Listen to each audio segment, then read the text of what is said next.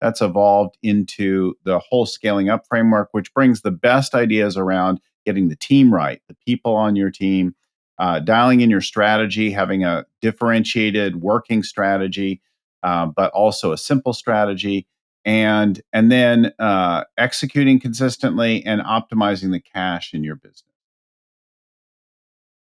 This is Dental All Stars, where we bring you the best in dentistry on marketing, management, and training. Here's your host, Alex Nottingham. Our topic is the 3 secrets of companies that really scale. Our guest is Bill Gallagher. Bill is a top-rated business coach with 36 years of experience specializing in helping CEOs and entrepreneurs achieve accelerated growth, regain work-life balance, and optimize leadership skills. He has a track record of success as CEO for 4 companies and a partner in 2 other. He is also the host of the Scaling Up Business podcast. Please welcome Bill. Bill, you are a big scaling up guy. And so for people that are not familiar with scaling up, tell us about it and how you got involved with scaling up. So scaling up is a kind of an open framework, best of practices around high growth companies. And it started years ago by a guy named Vern Harnish, my friend and mentor, around the Entrepreneurs Organization, then the Young Entrepreneurs Organization. And they had a program at MIT called the Birthing of Giants. And in that program, Vern started to distill and teach the secrets of scale, in particular, a focus on the life and work of John D. Rockefeller. And from that emerged the Rockefeller habits. And then over time, they realized the Rockefeller habits had a lot of it, but they were missing some of the things that were appropriate for modern. So that's evolved, modern times, that's evolved into the whole scaling up framework, which brings the best ideas around getting the team right, the people on your team, dialing in your strategy, having a differentiated working strategy, but also a simple strategy, and then executing consistently and optimizing the cash in your business for more cash, more profitability, better valuation. You mentioned open framework. What does that mean? Yeah. Well, so there's a lot of people who talk about and have things around teams and growth and strategy and things like that. And all the ideas are, not particularly new, right? They're well honed and developed and repeated over time. Now there are parts of things that work for different places, but a lot of folks go out and they rebrand everything and call it their own and say, I came up with this while I was working on this business with my family or whatever. That's kind of a lot of BS. And what I really have always loved about Vern Harnish and the Scaling Up framework is Vern is like, I learned this from Jim Collins. I learned this from Pat Lencioni. Here's what we can learn from Marshall Goldsmith. That kind of attribution and honoring intellectual property creators, right? I have always had a deep respect for. And in truth, those guys learned it from someone else. And, Stephen Covey teaches us to plan with the end in mind, but Stephen learned that from someone else. So everything's kind of a remix of everything else. And it's really useful to, acknowledge the whatever creator that came before you. Maybe not everything back to the ultimate source, but, as far back or as much as is relevant as you can. Yeah. Tony Robbins, before him, it was Jim Rohn. So they all learned from, and then Napoleon Hill, and so on. Yes. Excellent. So we learn from lots of folks, right? So what are these secrets? And Eric, if you wanted to jump in as well, you're welcome to jump in. So you talk about the scaling up method or where it came from, Vern, and you kind of built on that open framework. And Yes. Obviously you have a lot of experience building many companies, still involved in companies, and your podcast is wonderful. We'll put in the show notes a link to your podcast. And I guess you just learned these secrets just on your journey. So onward, I right? first learned, some of the ideas, because just like Vern learned them, and I knew before I was exposed to Vern and the old Birthing of Giants program. But my business partner and wife went through the Birthing of Giants program, and we had 3 companies at the time. We ended up focusing on just one of them for some years, and I just started to apply them. So when I came into that company, I'm like, we need a BHAG. We need a big, hairy, audacious goal, Jim Collins' term, for a 10-year transformational goal. We need a set of values to operate from. We need to figure out who our core customer is and what our brand promises are. We've got to set targets. We've got to do quarterly themes We've got to do regular planning cadence. We need scorecards and scoreboards. We need daily huddles. We need to put in all these kinds of things to run this business well if I'm going to grow it to the place that I'd like to grow it to.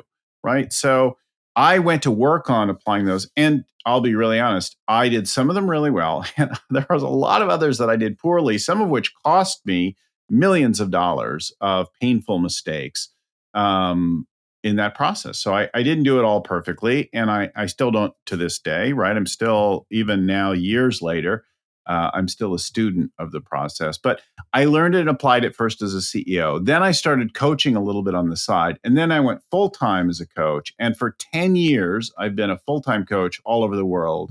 And I've worked with thousands of companies now. And the experience that I have as a coach far surpasses the experience as a CEO. And has given me a much broader picture of what can go right and what can go wrong in doing some of these things and trying to grow your business. Along the way, I've noticed things that work particularly well. What stands out? So we've got, the 10 Rockefeller habits, and we've got 4 decisions, and we've got multiple tools within those. But what are the things that really separate companies that grow nicely from the ones that really scale? And that was kind of the focus of what I said would be useful to share with people that I've been talking about more lately. What are these secrets of the companies that really scale? And there's really 3 things, right? There's the first thing is transformational goals, like big thinking. It's really hard to double your company. It's actually easier to double your company if you're playing a 100x or a 10x kind of game. So that's the first one I to talk a little bit more about that. The other thing is you got to set in like a predictable cadence of working on the business, not leave working on the business until later or last or after every other emergency supplier, customer, like whatever, which is the more common thing and something I have done sometimes, to be honest. And then the last thing is get a coach. No high performing athlete ever, even low performing athletes all have a coach. And yet in business, entrepreneurs again and again try to go it alone, try to figure it out on their own, have a don't tell me what to do kind of mindset. And it just makes your life harder. And it takes you longer to figure stuff out than getting a coach. And it's not because, and obviously this is pretty self-serving, right? I'm a coach. All right. So I make my living and my money and my fulfillment in life is the work I do as a coach. And so I'm telling everybody to coach. But one, I have lots of coaches myself. And then 2 is that I benefited from having a coach, and I can't work with everybody. So I'm not saying hire me necessarily, but find somebody that you're willing to empower as a coach and have that. So the first one, right, is that transformational thinking, right? Is that what you want to ask about? Yeah. What I'd like to do is, before we get to the 3, because actually the third we're going to cover in another podcast we're going to do together. Okay, we're going to go into detail about coaching because I have our president of coaching. We're going to go into that. And I have a question, and I think Eric has his finger up too. Yeah. Can you just review, for those that are listening, about scaling up? There are 4. Just review the 4 key principles in your methodology. 4 decision areas. Yes. 4 what are decision those? areas. So people, strategy, execution, cash. So people is, do we have the right people on the team to grow this company, right? Can I attract and retain people? Can I engage people? So it's getting the team right. Engaged people that are right for the stage of growth that you're at, having enough of them to grow your business. You can't do anything significant on your own. It's going to take a team. And so the first thing to do is to get right the team. And then strategy is a simple differentiated strategy. So simple is I can say the strategy simply and everybody can get it. Everybody can leverage it. It's not just in my head or in a 100-page document. And there are a lot of big strategy companies that will sell you like a 100-page document, but can you distill it down into some simple actionable ideas, right? That drive what you do day by day, year in, year out. So simple yet differentiated. Just trying to be like everybody else in your industry is painful, is not profitable. So we're very interested in being unique, different, owning a particular space, and doing a really good job of that. And then executing well. So execution is about low drama, high profitability. Can we consistently do things again and again in an efficient way without a lot of breakdowns? And the efficiency leads to profitability. The lack of breakdowns leads to customer retention and profitability. It's that kind of consistent execution. And the fourth thing is optimizing cash. So, many of the companies I work with have gone through rounds of funding and are doing more. Others have bank financing. Some have both. That's okay. But the less you need it, the more optimized you are to not need cash or to use cash better, to have a stockpile of cash, then allows you to be choosier, to get better funding, to have more control, a whole range of things if you spend time optimizing your business model for profit and cash. Makes sense. Eric, you wanted Yeah. to add? I love just the way your brain thinks and how you speak as a coach. So I really appreciate how you break it down. Here's from a coach's standpoint, since I've got your ear, Bill. We're dealing with small businesses, the dental Yes. office, right? Small business, Mhm. 8, maybe more. It could be DSOs groups that have larger Mhm. issues.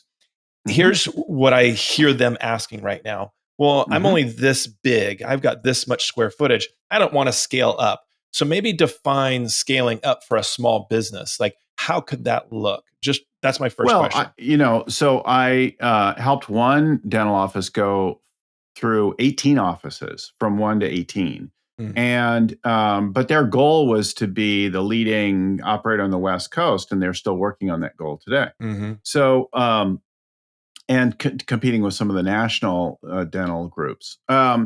And I helped with another one go from 1 to 4 offices. And Mhm. again, they want to own a particular area or region and be known for a certain category of customer or type of dentistry, right? So there's always something to create, but in each case, thinking about that future state, where do you want to go? When do you sell or exit this business? Or if you're never going to do it, are you developing your kids? Are you developing your leadership team?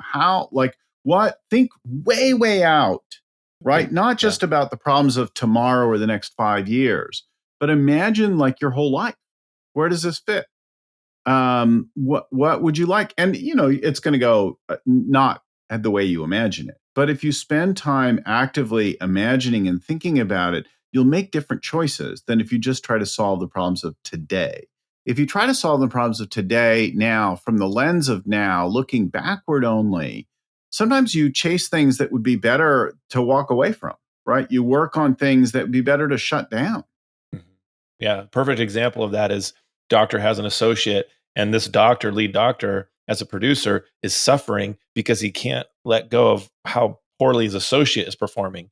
And it's a 2-for-1 because my associate's not performing, and so therefore I'm not performing because I don't have the ability to coach this person well enough to also focus on my part of the business as well.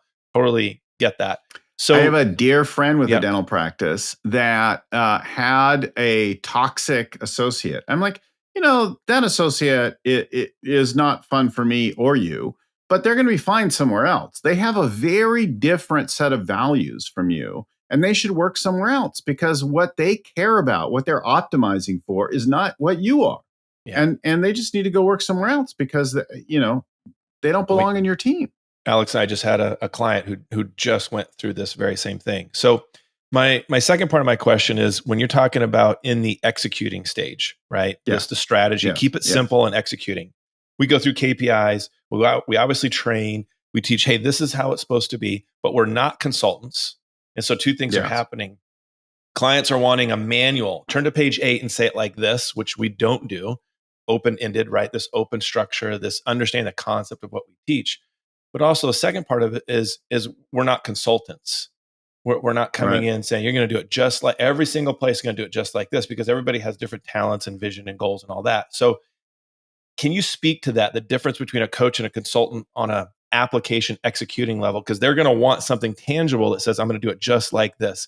How tangible do you get in Well, the executing stage? if you have a consultant who lays out quote unquote best practices for Mhm. you in your industry, then you're going to get a lot of cookie cutter BS that doesn't leave you differentiated, that doesn't give you a profitable, distinct advantage over everyone else. They might be really solid things, but it doesn't make you any kind of a unique business. And so then you end up competing on the same level in the same way with everyone else, and that erodes your profitability and your competitive position. So the simple answer is a coach will lead you through a process to create something unique on your own. It's not that I never have an opinion on somebody. I'm like, okay, well, if you take that approach, I've seen that done a couple other companies in different industries or the same, and here's kind of how it went. So think about that. How are you going to avoid that pitfall? That's a useful thing to do. But you hire a consultant who comes in and creates your. We're a big advocate of playbook, Mm. not to then like look a playbook is like learning your scales in jazz is like whatever. When you go actually and execute the play on the field, things go differently. Just like when I get out there Right. and play, I have some idea about where we're going, but then I can kind of play with it. I can riff on it.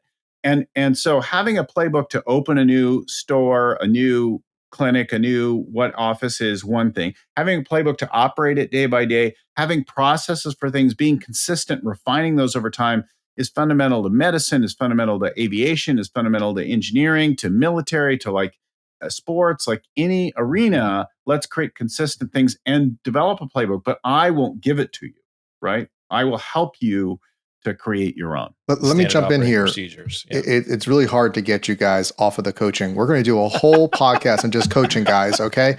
So just to kind of jump in, we were talking about those 4 disciplines, you call them. Yes. Okay. Yeah. In terms of scaling up, and a smaller business that does not want to grow beyond its physical location can still benefit greatly by the principles, becoming more efficient, more effective, more profitable. Everything that is covered in that model. Let's be the number one. Maybe I just want to be one. So what am Right. I going to be known for? What are people going to say about this business, this practice? What am I going to sell it for in 20 years? Not the dollar amount, but the kind of person and Sure. what's the legacy that I'm imagining and creating. So if it's going to be that, and I've been through, many different dental offices in my lifetime, and that my kids had different kinds of dentists, and they had orthodontists and things like that. And there are some that really stood out. And then there are others that, they were just sort of disposable, run of the mill kinds of places. And, and there were some that really attracted me and then some that really repelled me. I went to one that was recommended in San Francisco for a long time. And like, this person is the dentist for all of the high society. And they're really the best dentist in San Francisco. And it's great that you can even go to this person and fantastic. And I found most of my visits to be really unpleasant, painful, difficult, unnecessarily burdened. I'm like, that's not my dentist. Then somebody else said, you should try my dentist. Everything's great. They're so laid back. And so I went to that dentist for a while, and then I moved to a different town, and it became a little harder to go with them. But then the hygienist or somebody went over and they recommended another place. And I went to this other dentist. And I'm like, oh, I love that one. And then that person changed. And then the other doctor, dentist there, I was like, oh God, that guy's a drag. Like his whole, like he doesn't care about me in the same way. And I don't care anymore about my hygienist. Like I'm out of there. And then I found another one. And then somebody bought that one, and I hated the way they ran that place. I'm like, people have strong feelings about their dentist, right? Strong connections. What's the vibe? I'm from California, right? What's the vibe for your place? What's the feel for the thing? Right. And that's beginning with the end in mind you were speaking about as well, is you got to know that's your vision. What's your core values, your core purpose, and then you build from there what that looks like. And I think the scaling up technology allows you to create the life that you choose, and you have the resources there. You mentioned playbook, and I know in your podcast you mentioned that quite a bit. Tell us, what is a playbook?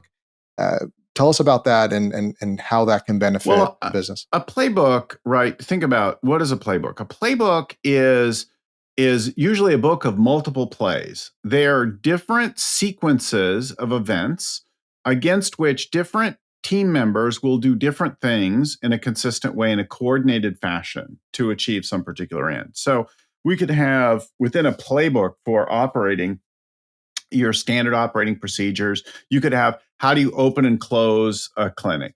You could have, how do you schedule someone? You could have, how do you welcome and handle a patient? How do you you could have all these different kinds of things, and you could script them out, and you could teach what to say and to make sure that people said certain things in a particular way and offered certain services that you wanted to emphasize.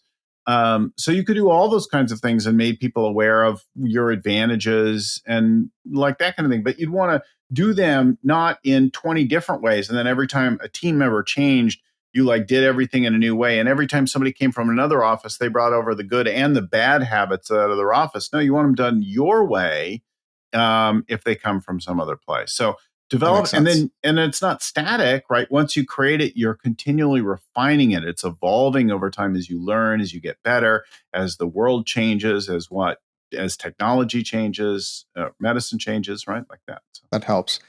Do me a favor. Let's review those 3 secrets that help companies scale. It can be Yeah. vertical, horizontal, what have you. And Yeah. then you'll tell us the listeners of how we can learn more about you, Bill. So, simply said, look, I took over a company in 2002, and I laid out the BHAG and all these kinds of things. I wanted to 2.5 times grow the company, and I worked on that for the next 6 years. And as we were approaching the goal, it seemed very far off. And then the whole economy came rails off, and we nearly went under. And looking at the failure, the possible failure, likely failure of the business, thinking about losing my house and all that financial catastrophe of a bankruptcy in the Great Recession, I set a different goal. I said, well, if we're going to reinvent this business, let's stop with the things I've been struggling with for the last 6 years. And let's reimagine this as a much bigger business. Instead of just trying to get to this number, let's try to get to 10 or more times that. So my new goal was let's get to 250 million. And that was a much bigger number, much bigger game to play. And I started to reimagine everything along with the team, right? It wasn't just me in the ivory tower, but all of us working together. What would it be like to 10x this business or 100x this business? What kind of systems would we need? What production would we need? How would we sell to people? What Like would our that. packaging look like? And then that goal that we've been working so hard for, we quickly sailed through that in a couple of years. So when I changed the game and started 10x or better thinking, 100x is actually much better than 10x. And I started thinking about it from that standpoint, imagining how to work every aspect of the business, we sailed through the doubling goal easily. So even if you're one location, it doesn't have to be 10x in terms of footprint. It could be 10x of value, 10x of revenue, 10x of it could be 10x anything, but 10x or better will make doubling a piece of cake by comparison. It's still not Excellent. easy, And by as you're speaking, I'm taking notes for our next podcast of what to ask you. You mentioned before, so just summarizing the three. So the second steps. one is getting consistent about working on your business. Most people, first one is think bigger. The second one is get consistent about the way you work on the business. That's the playbook, right? No. No. That's well, it's embedded, but the key thing is people go to work on their business after every customer, after every prospect, after every supplier, after every employee, and they don't prioritize it. So when I say work on the business first and get a consistent rhythm going, I'm talking about doing an annual plan on a consistent basis, on time, ready to go, either just before or right at the beginning of the year. I'm talking about doing a quarterly update and then creating quarterly priorities and plans and a theme every quarter. I'm talking about having a weekly meeting to check in on how we're doing on the quarter goals and see are we tracking in them. I'm talking about daily huddles for each and every shift or for the whole business to open the day and get on the same page. I'm talking about that kind of consistency with dashboards, scoreboards, things like that that tie together and that keep you on track to that big, hairy, audacious goal. So we got this big thing, and then life happens, things break down, we go faster, sometimes slower, other times.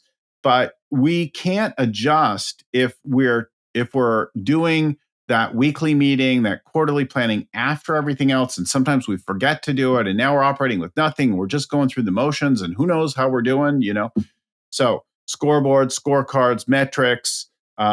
It's not complicated, but it takes being proactive, right? Right. I know that my quarterly plan is ready almost without fail 3 weeks before the start of the quarter.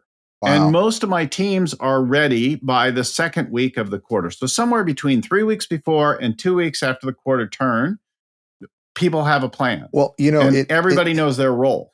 It's interesting. I'm going to make another note about doing versus dabbling, like making sure you stick to things and see it through. We'll talk about that in the next podcast.